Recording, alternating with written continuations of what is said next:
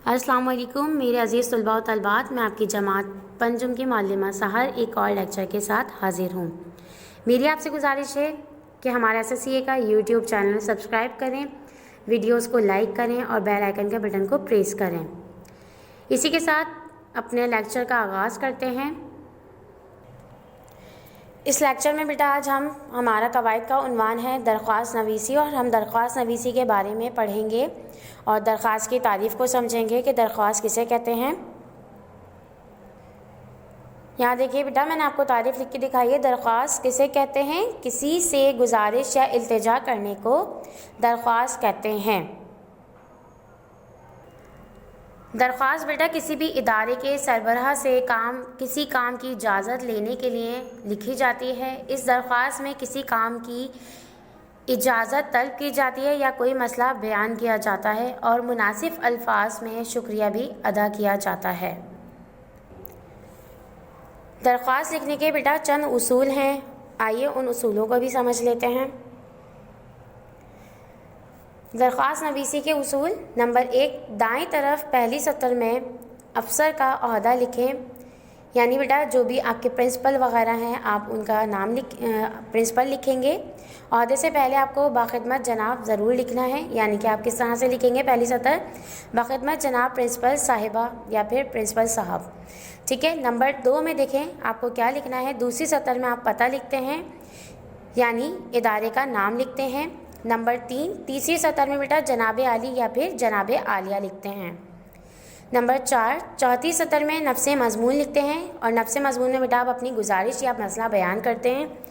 Number 5 इसके नीचे बाईं तरफ इख्तिताम करते हैं, और इख्तिताम करते वक्त बेटा आप क्या लिखते हैं? आपका फरमाबरदार शागिर्द या आपकी फरमाबरदार शागिर्दा, ठीक है। छठी सतर बेटा आप उसमें क्या करते हैं? इसी सतर में दाएं तरफ तारीख़ लिखते हैं और अपनी जमात लिखकर दरख्वास्त का इख्तिताम करते हैं। दरख्वास्त नवीसी के उसूल समझने के बाद बेटा दरख्वास्त का खाका देख लीजिए कि आपको अपनी दरख्वास्त किस तरह से लिखनी है। सबसे पहले देखिए, मैंने आपको बताया था कि पहली सतर में आप क्या लिखेंगे बेटा? बाखिदमत जनाब प्रिंसिपल साहिबा, फिर इदारे का नाम सर सैयद चिल्ड्रन एकेडमी, फिर आप जनाब आलिया लिखेंगे बेटा। फिर उसके बाद आप अपना नफ्से मजमून तहरीर करेंगे बेटा, जो आपका मसला है, जो आपकी गुजारिश है वो आप यहाँ पर लिखेंगे, ठीक है। फिर अख्तिताम में आप ये लाइन भी लिख सकते हैं बेटा कि उम्मीद है आप मेरी दरख्वास्त पर गौर फरमाएंगे। उसके बाद बेटा आपको क्या करना है? आपका फरमाबरदार शागिर्द या फिर शागिर्दा लिखना है।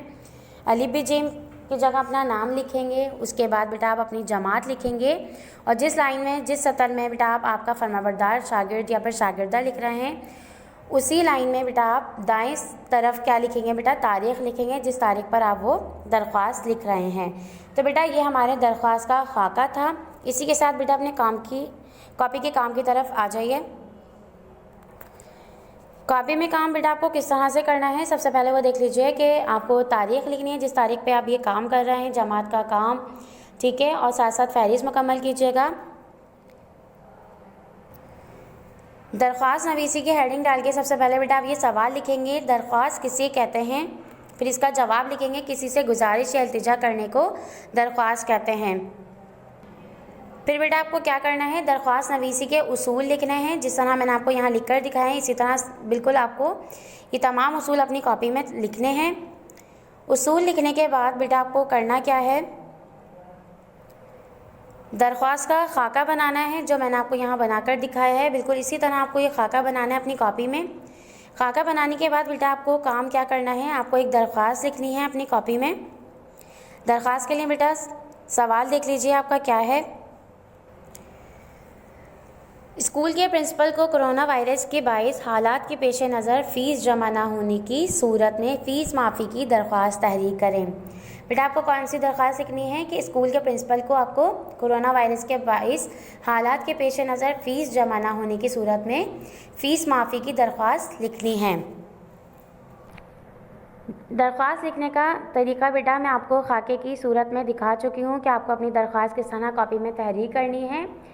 और नफ्से मज़मून में बेटा आप किस तरह से लिख सकते हैं कि गुजारिश अर्ज़ ये है कि कोरोना वायरस के 22 हालात के पेश नज़र या फिर मौजूदा हालात की वजह से स्कूल की फ़ीस अदा नहीं कर सकती या फिर कर सकता, बराए मेहरबानी मेरी तमाम फ़ीस माफ़ करके मुझे शुक्रिया का मौका दें।